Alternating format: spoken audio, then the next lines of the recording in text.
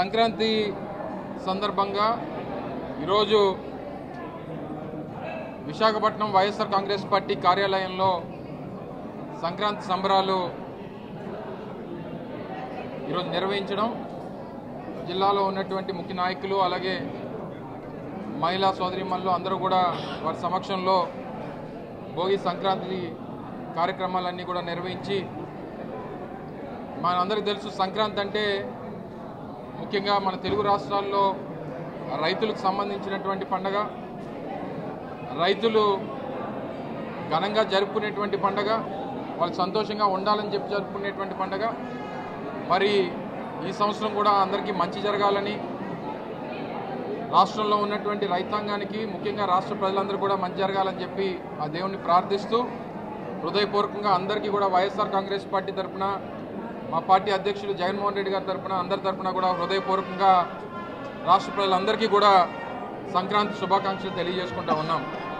అయితే గడిచినటువంటి 7 మాసాలుగా రాష్ట్రంలో కూటమి ప్రభుత్వం అధికారంలోకి వచ్చిన తర్వాత జరుగుతున్నటువంటి పరిణామాలు, వ్యవస్థల్ని ఏ రకంగా నీరుగార్చేరనేటువంటి సందర్భాలు మనన్నీ కూడా చూస్తూ ఉన్నాం. నిన్నగాక మొన్న జరిగినటువంటి తిరుపతిలో జరిగినటువంటి సంఘటనలు, రాష్ట్రంలో రైతులకు జరుగుతున్నటువంటి అన్యాయాలు, ఇవన్నీ కూడా గడిచినటువంటి 7 మాసాలుగా చూస్తూ ఉన్నాం.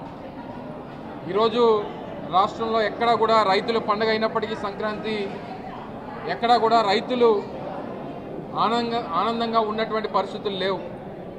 గడిచినటువంటి డిసెంబర్ మాసంలో 13వ తారీఖున రాష్ట్ర వ్యాప్తంగా పెద్ద ఎత్తున రైతులకి అండగా నిలబడేటువంటి దానికి వైఎస్ఆర్ కాంగ్రెస్ పార్టీ పెద్ద ఎత్తున కార్యక్రమాలు నిర్వహించింది. రైతులకు ఇస్తానన్నటువంటి అన్నదాత కార్యక్రమం ఏదైతే 20,000 రూపాయలు పెట్టుబడి సాయం కింద అందిస్తానన్నటువంటి ఆ ఎన్నికల హామీ కానీ, లేదా ధాన్యం కొనుగోలుకు సంబంధించినటువంటి దాంట్లో నష్టపోతున్నటువంటి రైతులకి అండగా నిలబడేటువంటి దాంట్లో కానీ పూర్తిగా ప్రభుత్వం విఫలమైంది అనేటువంటి విషయాన్ని కూడా మనందరం కూడా చూస్తూ ఉన్నాం. రాష్ట్రంలో కలెక్ట్ అవుతున్నటువంటి జిఎస్టీ రెవెన్యూస్ కానీ, లేదా ఈరోజు పండగ రేపు ఎల్లుండి పండగ ఉంది, ఈరోజు ఎక్కడికి వెళ్ళినా సరే ఆ పండుగ వాతావరణం గ్రామాల్లో కానీ పట్టణాల్లో కానీ ఎక్కడా కూడా కనబడట్లేదు. డబ్బులు రొటేషన్లో ఉండాల్సినటువంటి డబ్బు ప్రభుత్వం నుంచి పేదవాడికి రావాల్సినటువంటి డబ్బు వస్తున్నటువంటి పరిస్థితులు లేవు. చివరికి ఉదాహరణ ఇదే ఉమ్మడి విశాఖపట్నం జిల్లాలో చెరుకు రైతులు ఎక్కువగా ఉన్నటువంటి ఉమ్మడి విశాఖపట్నం జిల్లాలో ముఖ్యంగా చోడవరం గోవాడ షుగర్ ఫ్యాక్టరీ ఏదైతే అటు చోడవరం కానీ మాడుగుల నియోజకవర్గాలు కానీ, లేదా కొన్ని నర్సీపట్నం అలాగే అనకాపల్లి కొన్ని ప్రాంతాల నుంచి పూర్తిగా రైతులు ఆధారపడి ఉన్నటువంటి చోడవరం గోవాడ షుగర్ ఫ్యాక్టరీ సహజంగా డిసెంబర్ మొదటి వారంలో క్రషింగ్ మొదలవ్వాల్సినటువంటి గోవాడ షుగర్ ఫ్యాక్టరీ ఈరోజు డిసెంబర్ పోయి జనవరి పండగ పోయి ఇప్పటికీ కూడా క్రషింగ్ అనేటువంటిది మొదలుపెట్టక రైతులు పండించుకున్నటువంటి చెరుకు అంతా కూడా ఈరోజు పూర్తిగా నష్టపోయేటువంటి పరిస్థితుల్లో ఈరోజు కనబడతా ఉంది. దాని గురించి మాట్లాడేటువంటి వారు లేరు, దాన్ని పట్టించుకునేటువంటి వారు లేరు. గడిచినటువంటి 5 సంవత్సరాల్లో 2019 నుంచి 24 మధ్యలో అప్పుడు శాసనసభ్యులుగా ధర్మశ్రీ గారు కానీ, లేదా తర్వాత నేను ఆ ప్రాంతంలో చోడవరం ఏదైతే షుగర్ ఫ్యాక్టరీ సంబంధించినటువంటి ఇండస్ట్రీస్ శాఖ మంత్రిగా ఉన్నటువంటి నేను కానీ, ఆ రోజు ముఖ్యమంత్రిగా పెద్దలు జగన్మోహన్ రెడ్డి గారి నేతృత్వంలో 5 సంవత్సరాల్లో 89 కోట్ల రూపాయలు ఆ రోజు ఆ ఫ్యాక్టరీకి ఇచ్చి రైతులను కాపాడేటువంటి బాధ్యత తీసుకున్నాం. ఇప్పటికి గతంలో ఇచ్చినటువంటి పేమెంట్స్ కూడా ఇప్పటికీ ఇవ్వనటువంటి పరిస్థితులు, ఈరోజు రైతులు నష్టపోయినటువంటి పరిస్థితులు, ఈ సంవత్సరం క్రషింగ్ మొదలవక ఇబ్బందులు పడుతున్నటువంటి పరిస్థితులు ఇన్ని చూసి ఈరోజు రైతులు కన్నీరు పెట్టుకునేటువంటి పరిస్థితులు ఈరోజు రాష్ట్రంలో ఉన్నాయి. మనందరం చూసాం. గతంలో రోడ్లు వేయలేదని వైఎస్ఆర్ కాంగ్రెస్ పార్టీ ప్రభుత్వం మీద ఏ రకంగా దుమ్మెత్తిపోసినటువంటి పరిస్థితులు చూసాం. సంక్రాంతి కల్లా రాష్ట్ర వ్యాప్తంగా కూడా రోడ్లన్నీ కూడా పూర్తి చేస్తామని చెప్పినటువంటి కూటమి ప్రభుత్వం ఒక్కసారి చోడవరం రోడ్లకు వెళ్ళండి, లేదా మాడుగుల రోడ్లకు వెళ్ళండి, నర్సీపట్నం రోడ్లు చూడండి, లేదా అనకాపల్లి రోడ్లు చూడండి, ఏ రకమైనటువంటి పరిస్థితుల్లో ఉన్నాయో.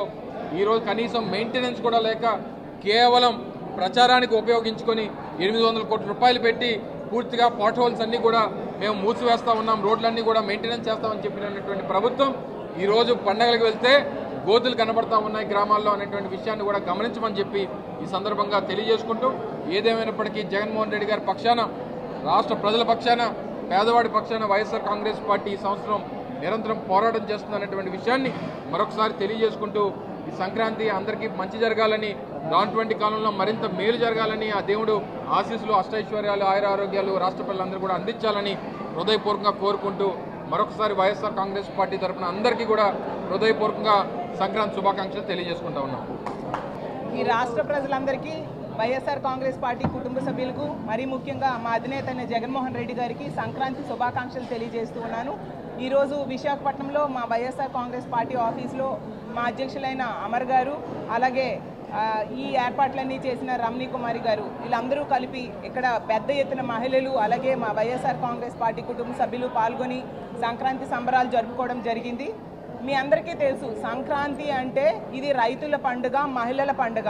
ఎక్కడెక్కడ ఉన్న కుటుంబ సభ్యులందరూ కూడా గ్రామాలకు వచ్చి కొత్త పంటను పెద్దలకు పెట్టి కుటుంబ సభ్యులతో కలిపి ఆనందంగా జరుపుకునే ఈ సంక్రాంతి పండుగ ఈ సంవత్సరం మాత్రం ఈ కూటమి ప్రభుత్వం అధికారంలోకి వచ్చాక సంబరాలతో జరగాల్సిన ఈ సంక్రాంతి పండుగ భారంగా జరుపుకునే పరిస్థితిని కల్పించిందని చూసి చాలా బాధగా ఉంది. ఎందుకంటే గతంలో జగన్మోహన్ రెడ్డి గారు ముఖ్యమంత్రిగా ఉండేటప్పుడు ప్రతి నెల కూడా షెడ్యూల్ ప్రకారము మహిళలకైతేనేమి, రైతులకైతేనేమి, విద్యార్థులకైతేనేమి వాళ్ళకి అండగా ఉండాల్సినవన్నీ కూడా ప్రభుత్వం నుంచి అందిస్తూ చాలా తోడ్పాటును అందించేవారు.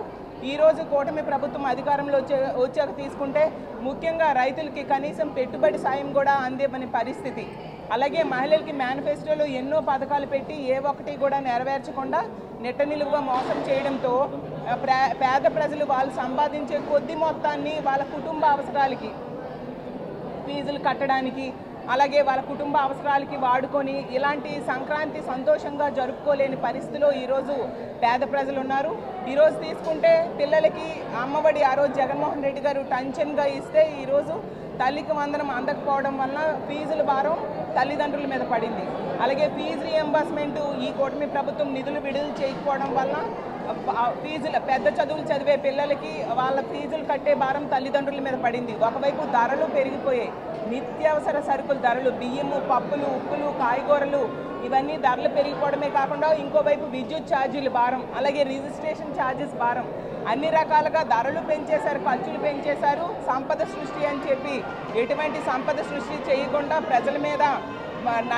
ప్రజల నడ్డి విరిచేట్టుగా ఈ కూటమి ప్రభుత్వం పాలన సాగుతూ ఉండడం వలన ఈ రాష్ట్రంలో ప్రజలందరూ కూడా చాలా భారంగా ఈ సంక్రాంతిని జరుపుకుంటూ ఉన్నారు. ఏదైతేనేమైంది, సంక్రాంతి అనేది మన తెలుగు ప్రజలందరికీ ఒక పెద్ద పండుగ. ఈ పండుగ ఈ రాష్ట్ర ప్రజలందరూ కూడా సంతోషంగా జరుపుకోవాలని, ఈ రాష్ట్రం అంతా సంతోషంగా సుఖశాంతులతో అష్టైశ్వర్యాలతో సంతోషంగా ఈ రాష్ట్ర ప్రజలందరూ బ్రతకాలని మా వైఎస్ఆర్ కాంగ్రెస్ పార్టీ తరఫున కోరుకుంటూ సెలవు తీసుకుంటున్నాను. మరిన్ని వీడియోస్ కోసం ఛానల్ ని సబ్స్క్రైబ్ చేయండి. లేటెస్ట్ అప్డేట్స్ కోసం వాట్సాప్ ఛానల్ ని ఫాలో అవ్వండి. ఆ లింక్ డిస్క్రిప్షన్ లో ఉంది.